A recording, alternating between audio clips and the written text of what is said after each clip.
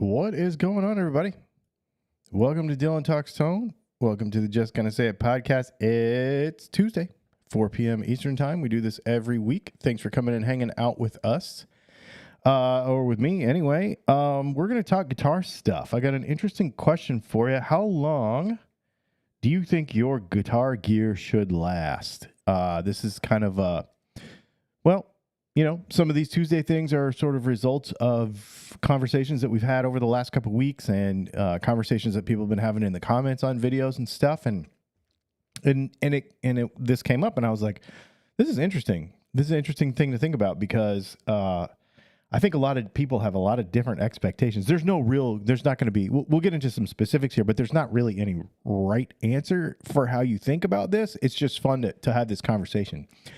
Before we get into it, I got a couple of housekeeping things. One is these are all ad-free, so if you want to support the channel, you can use a super chat to ask a question, and we'll drop what we're doing. We'll answer that question right away. If you don't want to use a super chat, you're obviously welcome to just put a bunch of question marks in front of a question, and I'll try to get to it. You could also support the channel by buying stuff at DylanTalksTone.com. Pickups and such. We have, we're U.S. made around here, so, prices are still good. So, we'll just leave it at that. And yeah, everything's good. So, you can support the channel. You can buy hats and t-shirts and pickups and guitars. You can buy whole guitars. And then the other thing I want to talk about real quick before we get into our subject is this. People have been asking on and off over the last few months, when is the next time we are going to do a pickup winding workshop? The answer is, I'll give you the answer. The answer is June 23rd to the 27th, 2025 in Denver, Colorado. Let me show you, see if this works right. This is, you go to TexasToastGuitars.com to the 5280 Lutherie Workshops page. And this is Chris's Mystery Workshop. This is going to be really, really interesting. What he's doing is basically he wants you can go read over this later when you get a second. But basically what he's doing is he's going to give you a body blank. You have to bring some other parts and stuff, get with him on the rest of the details. But the bottom line is this. The requirement is that you draw and create a original shape. So this is not just this is use your imagination. Super cool stuff. And so we are going to, so here's what you do. You go to that page, you sign up for that workshop, okay? You have to do that first. Then get with me for the add-on to learn how to wind pickups. So the combination between the two is actually less expensive than some of their other workshops. And what's really fun about it is it's $600 for the pickup part. So what's really fun is that we are going to I'm going to bring a bunch of really neat stuff. We're going to laser cut a bunch of stuff. If you have to do an original body shape, then I think you should do some really unique pickup stuff. So this isn't just going to be a run-of-the-mill, let's throw some Telecaster pickups in something. This is going to be, let's make some really neat things. So, and you're going to wind them. You're going to wind them, and then we're going to put them all together and get them in your guitar. And, so it's going to be pretty cool. So if you want to participate in that, go to that workshop page. There is a link in the description. Sign up for that class first. Then get with me in the chat on the website or whatever, and we will add you on to it. There are limited spaces, so you have to do it quickly. Super duper fun. I think that is going to be awesome. So, how long should your gear last? That's a question. It came up actually after of course, I think last Thursday we talked about the amp, like a tube amp versus modeler situation, which one was going to, kind of become obsolete first. And there's kind of cases for both things based on your, use case and how you use various things and et cetera. But one of the things that people continue to bring up is, well, my tube amp has lasted 70 years or however long, whatever. And, you know, your electronic-y thing only lasts a few years. And I understand the sentiment behind that, but as we go through all of the sort of individual pieces of our guitar gear, we're going to find out. Oh, Matt just texted me and said somebody just signed up, so you better get on it.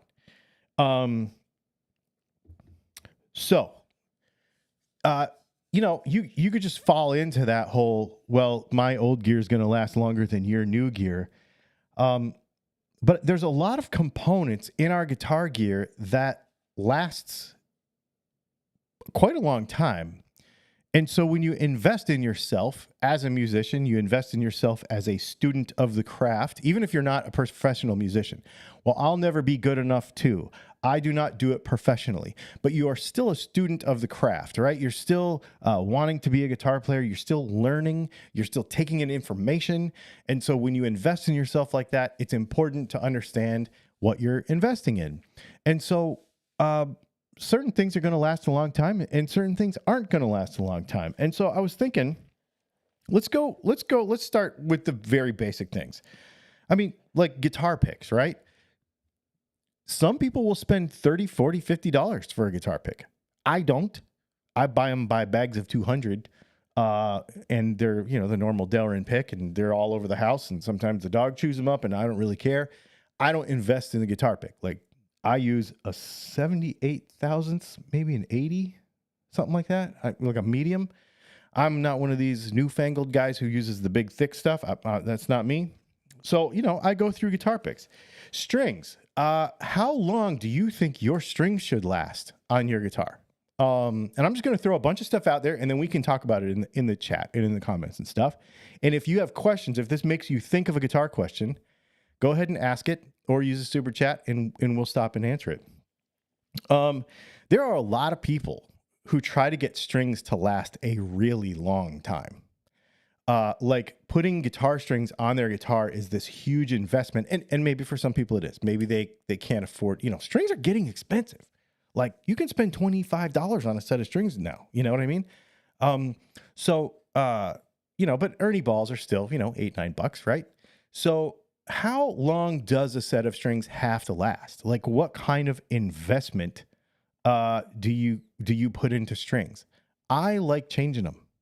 I like the therapeutic part of it. Like I like to sit there and watch Netflix and change strings. Like it's a lot of people don't like to, but I don't need my strings to last a long time. Like I want them to sound fresh.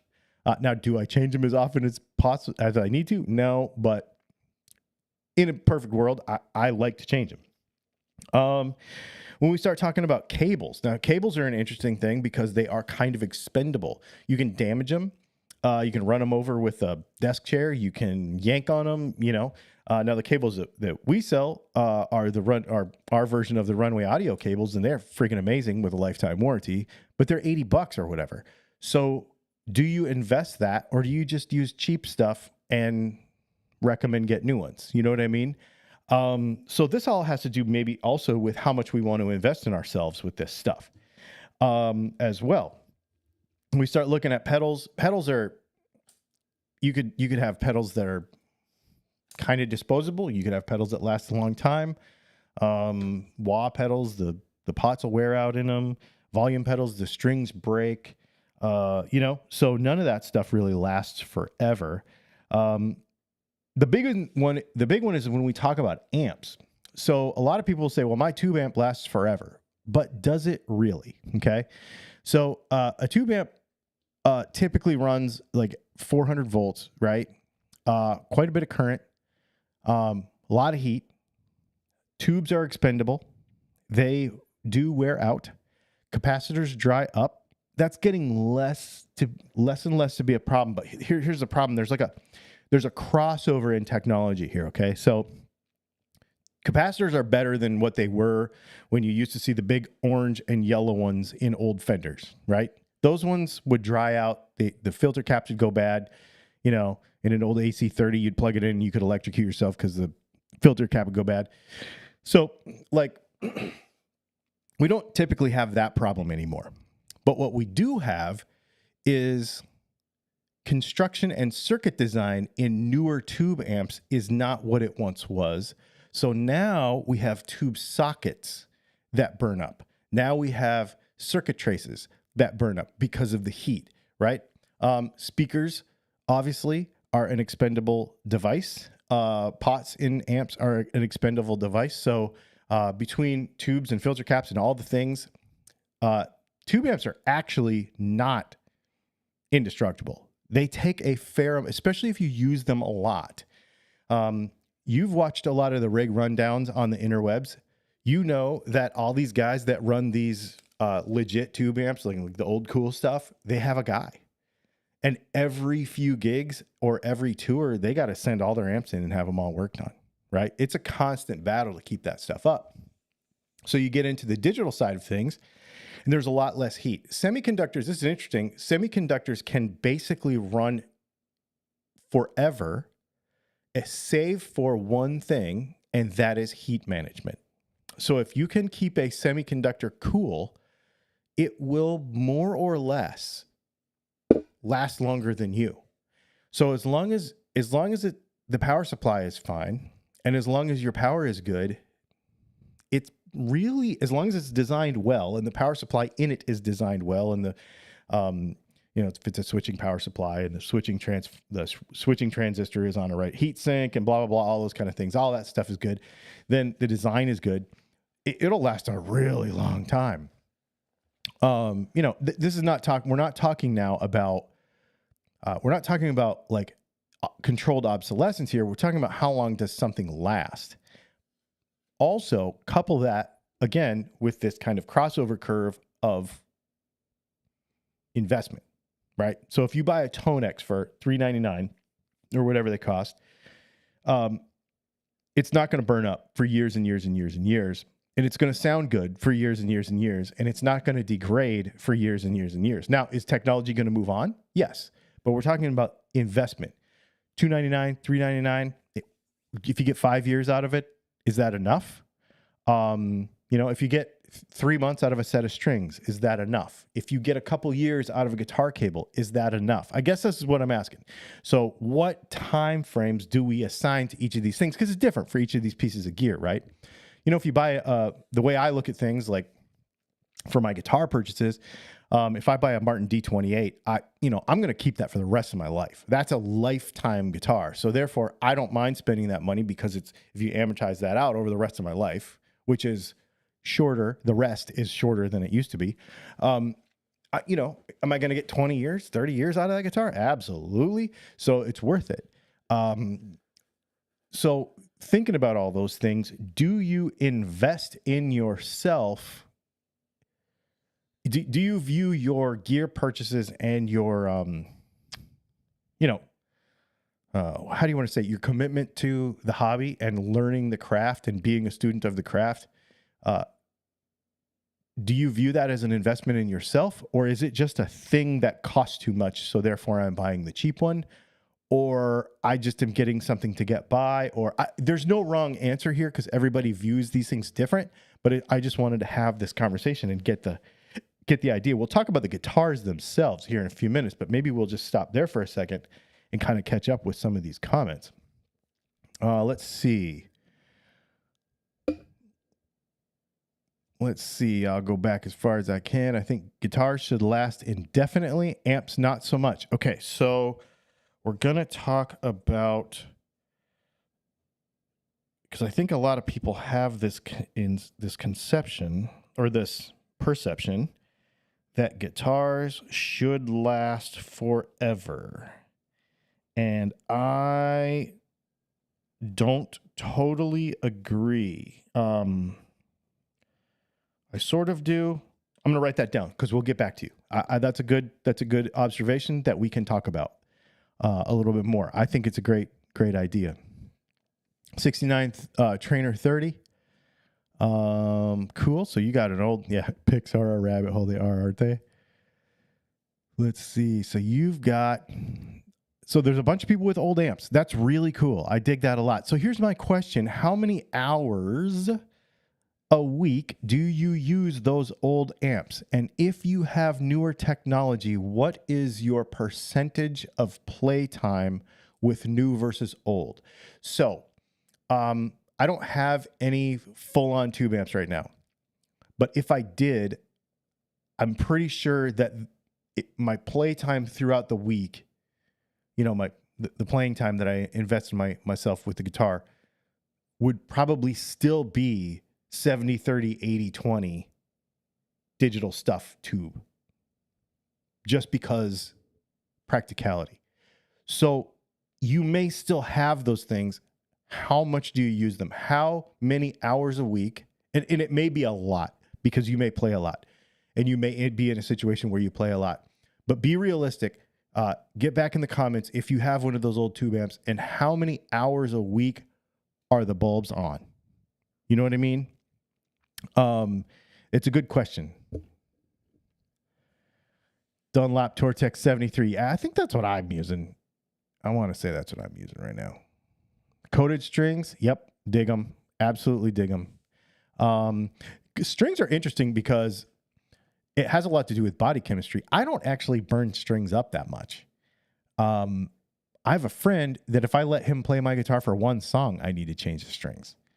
But I'm not that person. I don't really burn up strings that much. Once a year on strings, every couple months. Okay, so a lot of this has to do with how much time we invest, right? My problem is the less I play, the more I want to change strings, because to me, I think they get worse as they sit, even more than when you play them.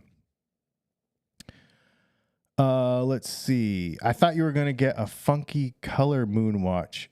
I like the neon redwood. I might still get another one. I wanted the moon though. I wanted the actual moon. So this is the actual moon swatch one. They have, you know, all the different planets and stuff.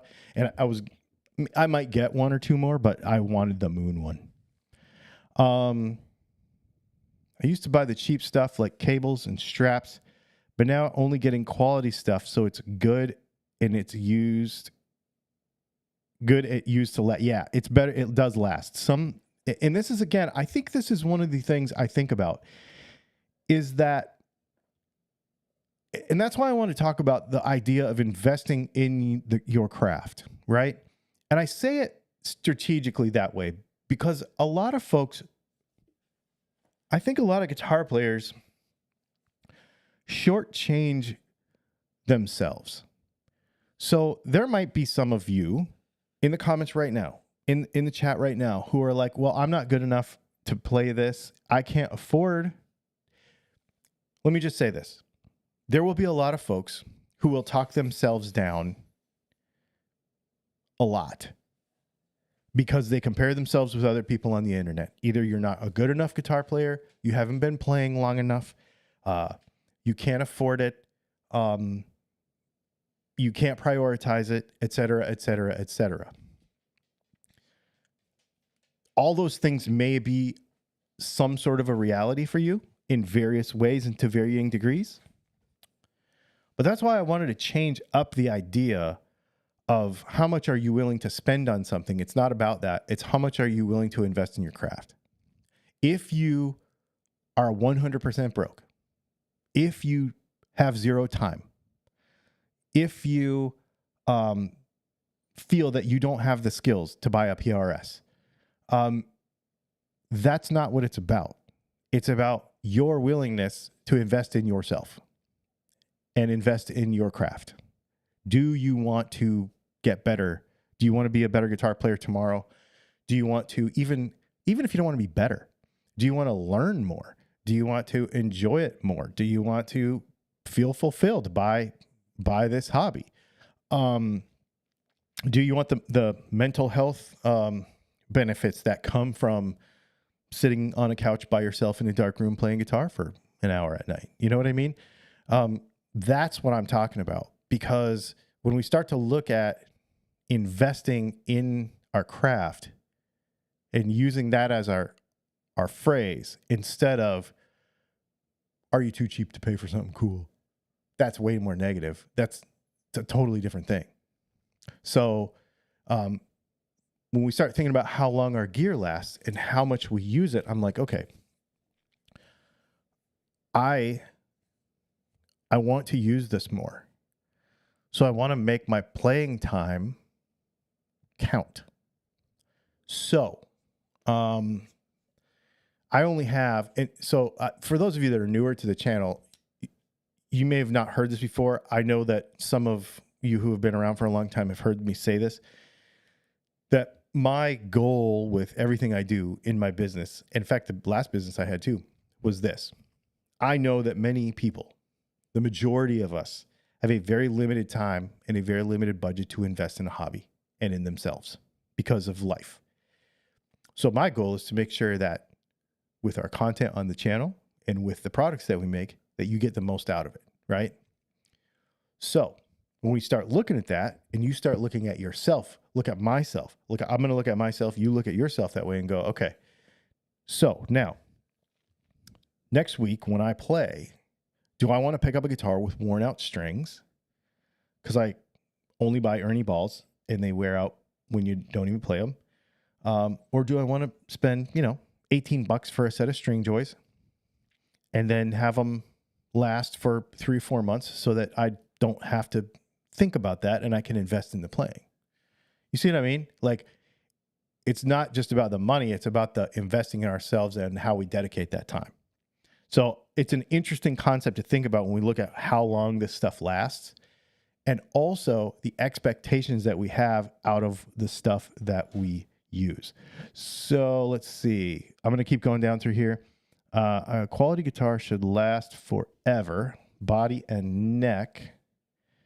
Individual components subject to wear and plate replacement. Okay, we're going to get into that, Scott, because I think the neck is an expendable device.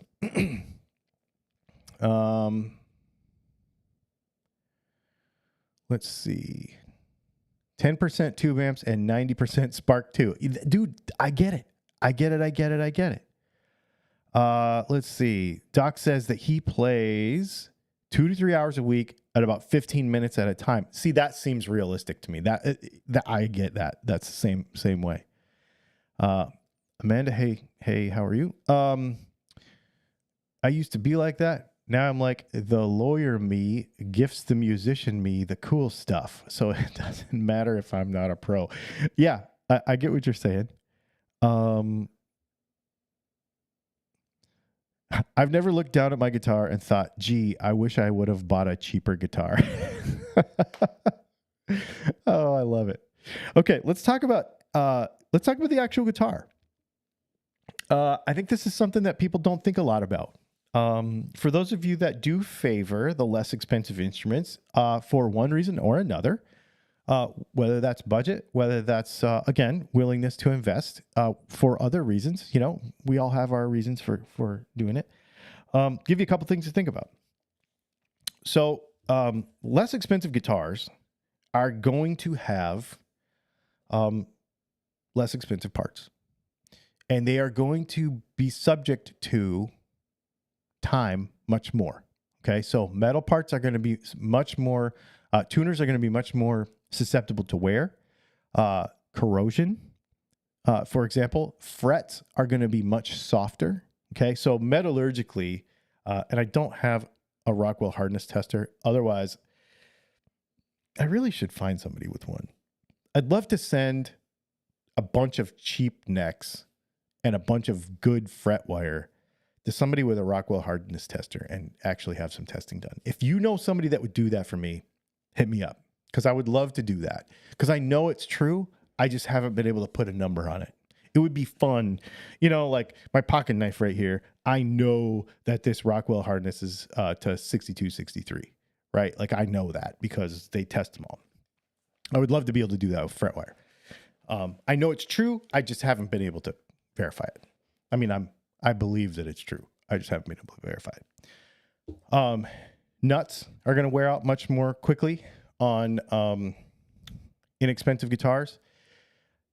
You will have much more investment in parts in a 5 to 6 year period on a sub $800 guitar than you would have on a $2,500 guitar. And that's just facts, because again, we're looking at actual quality of parts. Okay. The hardness of everything, the metallurgy, the chrome plating, where the chrome plating comes from, the quality of it, you know, all that's the nickel plating, all that stuff matters. Also, so let's talk about the necks themselves. Frets are a wear item, right? And everybody says, well, I just want stainless steel frets on my $300 guitar because Harley Benton can do it. But here's something you should think about. Frets should wear too. Everything needs to wear. Otherwise, things break. Frets, I'm not saying frets need to wear, but it's impossible for them not to. And so if you, and here's the other thing. A good stainless fret job is not the same as a Harley Benton stainless fret job. I have had inexpensive guitars with stainless steel frets. When you look at them through a loop, okay, they will look like all chattery and weird. They do not have the same finish that if you were to buy, you know, an Ernie Ball Music Man something with, you know, John Petrucci stainless frets, right? Like that's a different deal. All stainless fret jobs are not created equal. That being said, inexpensive guitars especially, the way the frets are pressed in, the way the frets are glued in, the processes that they use can be different. Therefore, when it comes time to refret them, the neck then becomes an expendable piece because the frets don't always come out the same way. I've got a buddy who just came over here last week, and he refrets guitars for a living. And he was saying, he's like, man, sometimes you're tearing stuff up, right? And it has a lot to do with the quality of the wood, and it has to do with the quality of the original fret job in the first place. So, and I know for sure that most guitar builders do not fret a neck. And I bet Matt would get it if he was watching this. He would get in the comments and he would probably agree with me. I think he cares. So I don't want to put words in Matt's mouth, but from Texas Toast. But my guess would be that what he cares about is that when he puts a fret into a neck, that it goes in the right way with the right, it's not too high, it's seated correctly, that it will not come out, that it will never move. He's not concerned about the guitar tech in 10 years wanting to refret that neck. He is building that neck to be the final product. He's not looking at it as a serviceability. It's not a race engine. It's not okay, we need to be able to, you know, it's not like a endurance race car where we need to be able to change brake pads in 45 seconds, right? It's not like that. He's building that thing to last until those frets are worn out, and he's not concerned about how they come out. So that's where we get into a situation where people will expect something to last forever. And it might be okay for a fret job or two, but it might not also be a forever thing based on how it's constructed. Nuts are obviously a wear item for sure. Worse in less expensive guitars, tuners. Let's see, switches. We talked about switches and pots yesterday. Bridges and saddles and all the hardware. There is a definite quality difference based on what you pay. Not just the thickness of them, but also the quality of the chrome plating. I have gotten stuff. So I'll just give you some inside baseball here. When we buy, we buy a lot, right? So let's say we buy, well, when I was building guitars, we were like buying a lot of neck plates. We buy a lot of Telecaster control plates. We buy, so I'm always looking, like I'm always searching for the highest quality. For me, it's not necessarily about the cost of the part. It's really about the availability at volume. That's kind of the hard thing. And lately that's been the difficult thing, with it. So you'll look at various vendors, you'll look at various suppliers, and you'll get stuff. And I've thrown away stuff because I'm like, I get it. And I'm like, the front looks great, but the back, the chrome plating's flaking off, the machining around the insides of the holes or on the edges is kind of, you're like, ugh, it's just not great. That sort of stuff. So then that stuff's just going to corrode, right? It's just going to corrode over time. And when you go to tighten the pot on it, it's just going to twist up that chrome plating and flake off. Like, no. So when you start to look at, the quality of the parts that you put in the guitar, it becomes a concern when you are thinking about something that you're trying to build it to last, right? So again, investing in your equipment to the extent that you want to invest in yourself.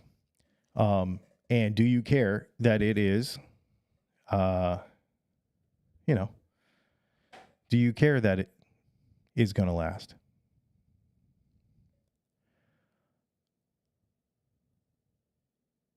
Matt is never concerned about the refretting of his necks. Yeah, he is not.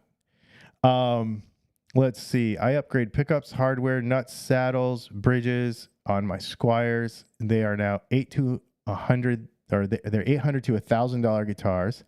And yes, they will need fret jobs before a Gibson or a Fender. Oh, well. Yeah. So, and what's funny about that, it's not funny, Robbie, it's neat.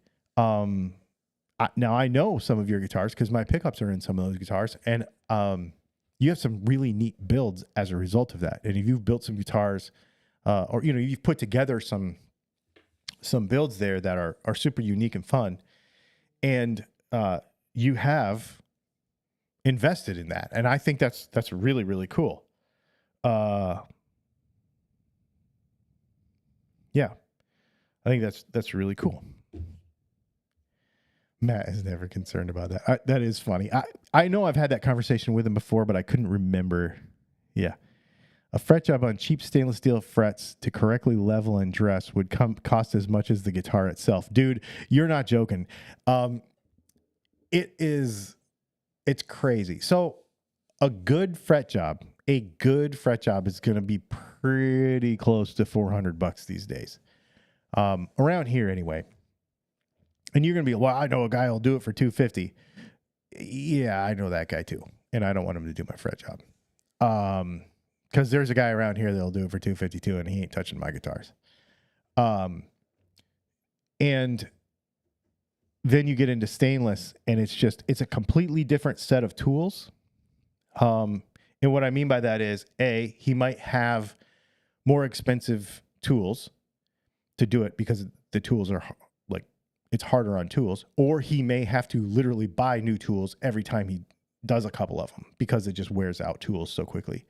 And the time, and to get a good fret job, stainless fret job is a thing. Yep.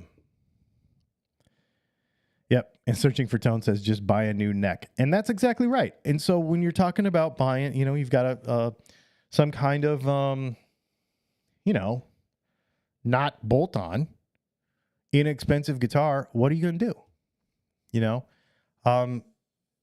An inexpensive $200 to $500 guitar, or even I would say, and I don't know, this is where I want to do these tests. Going to maybe a made in Mexico. I should ask, actually. I have a friend I can ask about this. I'm actually going to write this down to ask him. I want to know, because I don't. I should ask him where the frets come from for the MIM stuff versus the American stuff. I know the custom shop stuff is different. and I know all the Asian stuff is random. I think I've talked to you guys about that before, that all the Squier stuff is random, sort of randomly compiled by whatever factory is building that guitar. And while the fret size and shape may be spec'd by Fender, the vendor for the frets is not. So if you buy a, what do you want to say? So let's say you buy a classic Vibe Tele and it's made in Indonesia or in China, that plant supplies the parts to make that guitar. They may get them from any number of places to make that guitar. Fender does not control that. They only control the overall design and spec. So, and that's not always true, but that is often true, mostly true, for most of that stuff. So it's an interesting way it all works. Uncle Dan's Vintage Vinyl says, I have a bunch of cheap guitars and I distribute the playing so the frets don't wear out. Dude, okay. Oh, and you play a lot of slide. See, and I love that. So basically what you're doing is you know what you, let me just say that I think it's cool that you know what you're in for. Okay? Not making an excuse about it. You just know what you're in for and you know you have to do that. It's awesome. Yeah, I think that's great. Replacement Fender necks are expensive, even the MIM ones. Yes, they are. And I think that is why it pays to buy a quality instrument. I really do. I really do. Over time, and of course, this is very nuanced.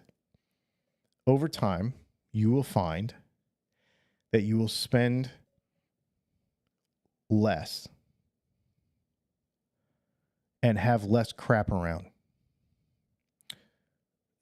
if you buy better stuff. I don't know that I have less guitars now than I used to. I probably do. But I will tell you that I buy less. We just did our taxes. You know, obviously last few weeks. And so, of course, I was going through and seeing, okay, you know, how many guitars I bought last year and stuff. And I looked at it in comparison to the year before, and the year before. You know, because I can see I buy a lot of my stuff at Sweetwater, and I bought some Texas Toast stuff, and I bought, I put it all together, and I was like, 4 years ago, I bought a guitar every month. Like every month I was buying a guitar. I think I only bought 2 or 3 last year. Were they much more expensive? Absolutely. You know, I bought that custom shop Gibson. The year before I bought a Martin. The year before I bought a Gibson. But the volume of guitars has gone way down. Obviously, the price has gone up. Yes. But what I have found is I have a lot less little crap everywhere because I'm not tinkering. And tinkering's fun.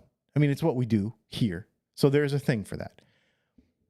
But if you're worried about what you're investing in yourself and how you're investing it and the smartness of that, and then saying, okay, you know, if I buy this Les Paul, it's $3,200. But it's probably going to be the last one I ever buy because it's awesome. Or not the last one, but I'm going to have it forever. Maybe I'll end up with 10 of them. But I'll have this a long time because I really like this thing. And then you'll find that you won't be replacing. And honestly, I actually don't shop for guitars that much. Once I have the thing, that's the thing. It's an interesting perspective change. I did a video. This has nothing to do with guitars. It's actually on our other channel. But I was looking around the house. I was actually reorganizing this office and reorganizing some other stuff. And I realized that I had stacks of fountain pen cases. I'm like, because I have, a bunch of fountain pens, and I'm like, they're everywhere. Like, what is the deal? And I started looking, I'm like, because I bought this cheap one to see if it would work. And then I bought this other cheap one to see if it would work. And then I bought this other little bigger cheap one to see if it would work. And it, like, if I would have just bought this one thing that, okay, it wasn't that much more expensive. It was more expensive though. Boom, solution, done. And now I have all this pile of crap laying around. I'm like, man, you can skip a lot of that. If you just do a little research and invest in like the right thing, and that's the same thing with guitar stuff. Like if you look at it long enough and you go, okay, how long should this last? If I have a good one, if I treat it right, if I do all the things right, it should last a long time. It's worth it. You know what I mean? And then you just look at that cost over time and you're like, oh, well, yeah, it makes sense. Okay, yes, you still do have to spend the money though. So you still have to be able to, A, either be able to afford it, or B, have the self-control to get into a position to afford it. Right? Because that's a thing, Warmoth necks are awesome. Most of the time. Most of them need a fret, they need a leveling crown though. Every one that I've ever gotten has needed. I bought a lot of Warmoth necks. I probably bought, I don't know, maybe a dozen or more. And they all need work. They don't, when you get them, they're great. They're really good. They're built really well. And like the frets are in, but they always need something. And that might be a spot, 1 or 2, 3 little. Some of us can't afford a $2,500 Gibson. Good, because they're more than that. But could you afford a $1,500 Gibson? So the new Gibson Les Paul Studio is freaking amazing. And it's like, what, $1,600? That thing is an incredible guitar. So here's a couple things that you have to think about. How many other cheap guitars do you have? Is it a priority for you to have something nice that will last a long time? So what can you do? Is this something that you even want to do? But if you want to do it, is there a way that you can reconnoiter your 17 Harley Benton's into one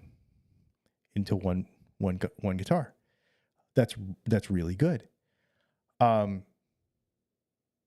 If it's something that you even care about.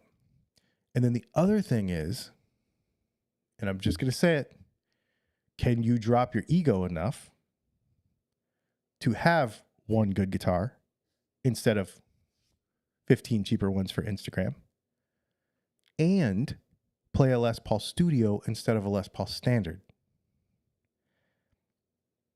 And be like, well, it's just a Studio. It's not really the Standard. Because it's a great guitar. So can you drop... Now, I'm not talking you personally, the person who made this comment. I'm just saying us in general. Can we do that? Can we drop our ego enough to be like, I have one good guitar instead of 15 cheap guitars. And the one good guitar that I have, yes, it's not a custom shop, but it is fantastic. And it is the real thing. It is a Gibson. And it does have Burstbucker pickups in it. And it is good. It's very good. And it's got a lacquer finish. And it's got all the things, right? It just might not have binding, or block inlays or whatever, Super chat from Kyle. Thank you so much, Kyle.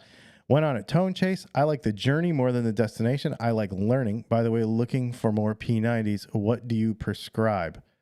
Dude, just buy some of our P90s. But since you've been building up some neat stuff, think about what you want and let's make some cool covers and stuff, and let's make them cool. Thank you for the super chat.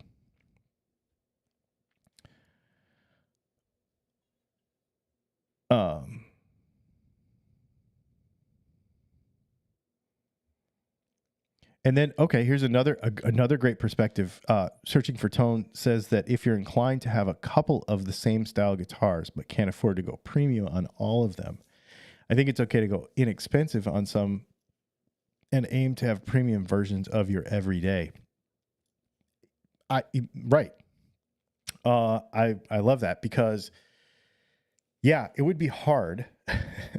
It would be hard. It is hard. let's just say it's tough. If you wanted 3 different Les Pauls, that's 10 grand, right? Like that's a lot of money. If you wanted 3 different tellies, that's probably pushing 65, 7,000 now. Like, I mean, American Vintage 2 is $2,400. So yeah, it's $7,500 for three tellies. Yeah, you're gonna have one good one and have a couple of Squires and make them kind of cool. Even when you're a professional musician, I got a buddy that he plays a bunch. I've talked about him before. It's a friend of mine. His name is Jason. He plays a bunch of stuff all on the coast, on the East Coast. So we're really close to the beach. We're like 2.5 hours from the beach or 3 hours from the beach here. So he'll play in Charleston, he'll play in Jacksonville, and he'll play in Myrtle Beach, and he'll play in all those places. And so a lot of times what he would do is he's got gold top Les Paul. He's got like some really trick tellies, really trick Strat. So what he would do is he would be like, come to me and be like, hey, can you, take this Squire and make this, put some pickups in it and kind of set it up. And he would actually have me refinish guitars. Like, can you make it sort of look like this other one that I have? That's the real thing, because I'm going to be playing a string of gigs at the beach and I don't want to ruin my good one, So yeah, I mean, there's a lot of obviously practical ways. A TTG Level 1 Challenger is only $1,500 and they are fantastic. Yes, absolutely. If you want an American-made guitar that feels every bit of $3,000, you should buy one of those. We have 2 left of these gassers that are freaking amazing. Right now, actually. And then buying stuff that's fun to, fun to modify. Is nitrocellulose really all that? The Fender AVRI is almost twice the price for more vintage accuracy and a nitrocellulose finish. Okay, so the AVR2, the American Vintage 2 that I have, you could buy, so the less expensive version of that would probably be that Ventera thing. Here's where we get into, this is an interesting conversation, because here's where you get into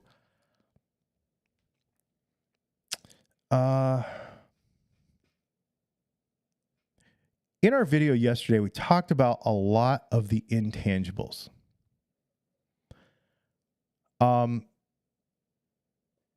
There are a bunch of construction differences between those 2 guitars. So my guitar has a laminated fretboard instead of a slab board, right? It's got the curved laminate one. That is a vintage accuracy that is not necessary, but man, it feels good. Because the way the frets go in on the sides, it's hard to explain, but it's really easy to feel.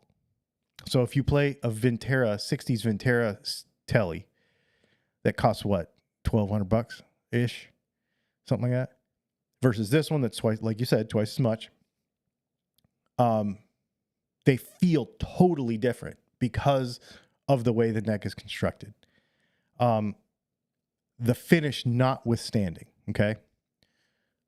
Because of the way the fretboard is. The neck profile is different. The fret size is different. The finish on the neck is way different. And there, for me personally, is something tactile about a nitrocellulose finish that I love. It has nothing to do with the tone. It has nothing to do with, honestly, it has nothing to say with it to do with being like, oh, it's totally nitro, bro. Like, it's not even that. It's if I close my eye, people always like, you can't tell your difference between an Epiphone and a Gibson with your eyes closed. Oh, yes, I can. Because if I pick up a Squire or a Fender, or if I pick up a Epiphone or a Gibson, I'm like, this is a plastic guitar. This is a Les Paul. Like, you can immediately feel it. And I don't know what it is. It's a thing that I love, that I'm willing to pay for. That's it. And not everybody is going to feel that way. We were talking in the comments a couple weeks ago or a week ago, and somebody's like, I rather have an Epiphone style finish because I like blah, blah, blah, blah. That's awesome. And the cool part about that is a lot of these Epiphones now have really good pickups in them. And, you know, of course, if you had really good pickups or you needed more pickups, you just get mine. Kyle says, thank you for the super chat. I think I got an idea. Japanese text on P90s, maybe. Oh my God. Like Godzilla. Dude, that's so rad. I would totally do that. Good day, Dylan. Late again, ad-free for everyone. Thank you so much. I appreciate you. I'm actually doing a social distortion set of P90s, which is really cool right now. Scott says, I'm with you on the tactile thing on the nitro finishes. Yeah, and it's not just that. So if I think about that Telecaster, because I was just playing that Telecaster yesterday, it's also the weight of it. It's also the plastics. The pick guard feels different. So this is weird to say. It's crazy, but it's true. The more expensive pick guards are actually softer. So they feel different. There's just something completely different about it. I cannot tell you what it is. And it's one of those things like we talked about in that video yesterday. Everybody, and I have a particularly good one. Everybody that comes over, in fact, my buddy was the one I was just telling you about. He was like, dude, do you still have that green telly? And I'm like, yeah. And he's like, let me play that. And he's like, man, I love this guitar. I remember playing this a year ago. I love this guitar. It's like there's just something about a good one that you don't get. But then every once in a while, so I let him play my Mike McCready Strat. That's a made in Mexico thing. And he goes, wow. He's like, this is really good. And he's like, you know why? I'm like, why? He's like, because the neck is relict. I'm like, yup, that's exactly why it is. It's so good. Not even plugged in, just sitting there playing it. The tactile feel of it, to me, has nothing to do with the tone, but it has everything to do with it because it makes me want to play it. And so if you take that delta between a $1,500 guitar and a $2,500 guitar, that's what you're getting. You're getting a wow factor that has to be paid for. I think that's an interesting observation because it takes time and money to do the thing that gives it the wow factor that cannot actually be explained in a pile of parts, but it has to be paid for. Somebody has to put it on the guitar, pay for the materials, and do the extra work to get it there. And again, I'm going to just be a shill for Texas Toast Guitars. That's the way I feel about their stuff. You know, so the Texas Toast guitars that I have, I'll tell you what I have. I have an American Icon, and I think that guitar was $2,700 because I put a Bigsby on it. I think they're $25. And my Level 2 Challenger, I want to say was $2,000 because it's got a fabric top on it. And then we have these other ones that are my models, our exclusive models that are $3,200, but they have a whole bunch of freaking crazy stuff on them. But that's the same thing. Like that guitar is $3,200, but I have a Les Paul right here that costs exactly the same. And for different reasons, they are like, there's this wow factor that you get when you pick it up and you just go, oh, I get it. And if you don't, if you're a person who picks up a guitar like that and says, I don't get it, then maybe right now where you are in your life and in your learning journey, you just saved yourself a bunch of money and it's totally fine. Maybe you never will, because maybe you're a person who likes a certain thing that's not that. It's totally awesome. But maybe by next year you'll have played a guitar and you'll go, oh, now I get it. I didn't get it with the Gibson, but I got it with this other PRS or this other whatever. Now it makes sense. It doesn't matter. That's what makes this so fun. And that's why I like to have these conversations, because I want to take the like cheap versus expensive and like the whatever, all the anger of these conversations away and just be like, this is fun, man. This is fun. Put the fun back into it. And no, this has been a fun conversation.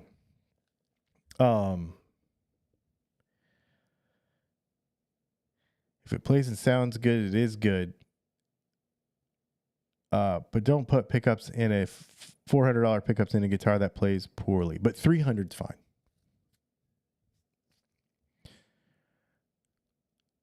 There is so much sawdust in the air here right now. I have to take a break. Awesome. Thanks, Matt, for popping in. We were talking about you earlier. What do you think about 90s MIJ Fenders? So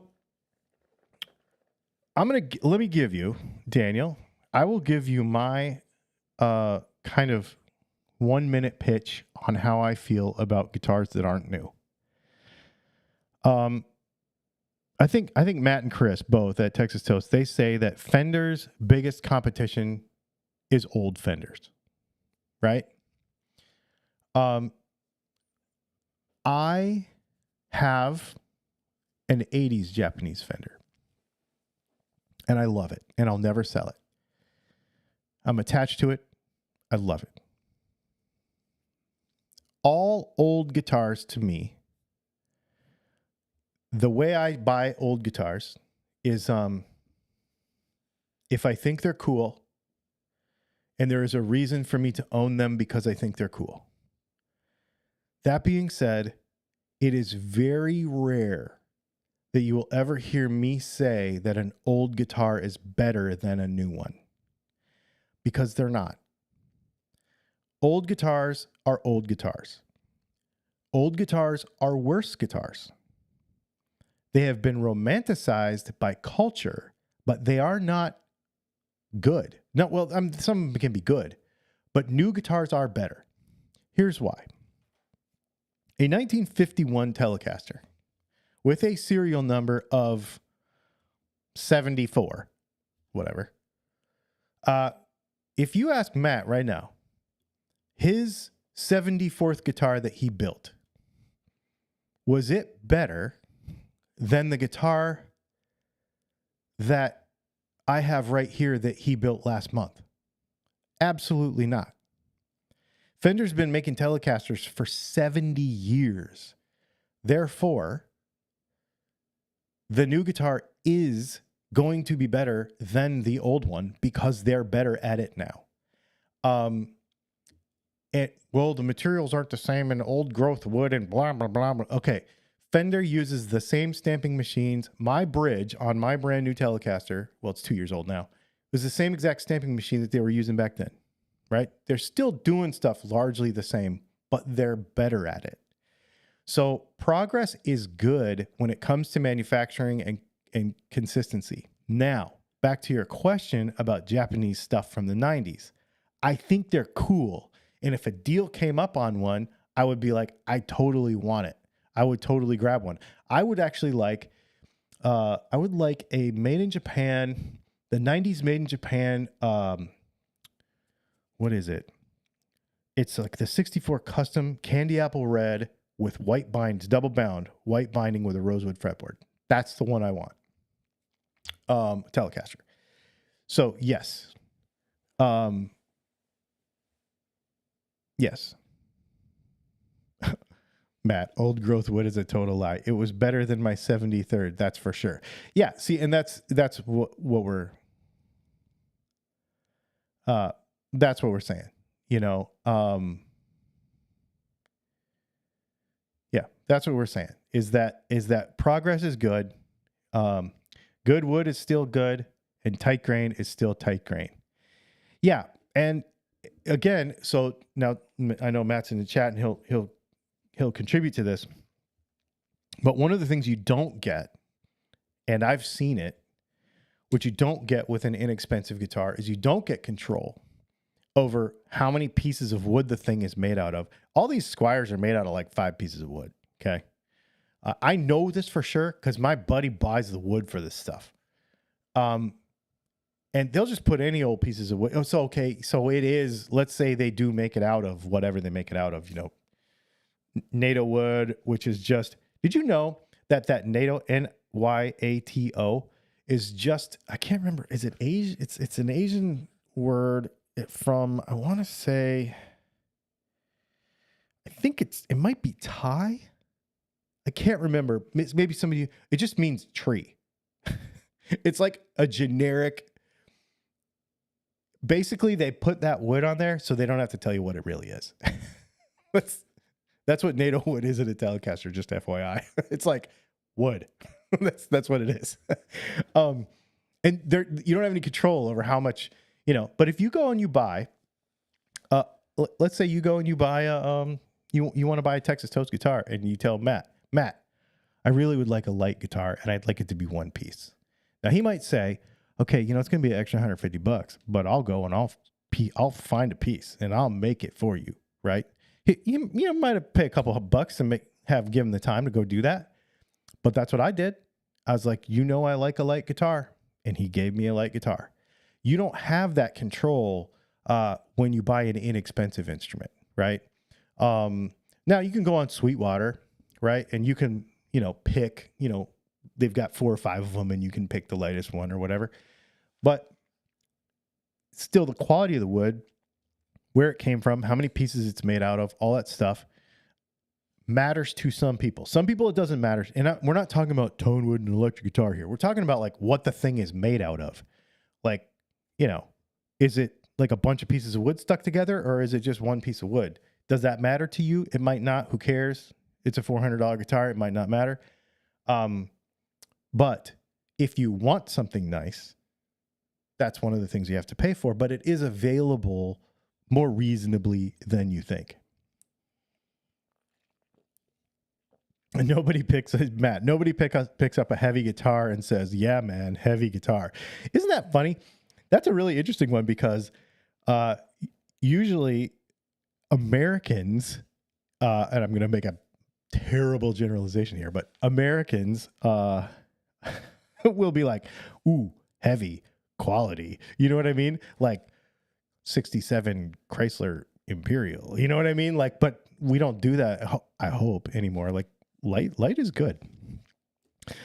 Oh, man. So NATO guitars don't have to wear a blue helmet. Oh, that's funny.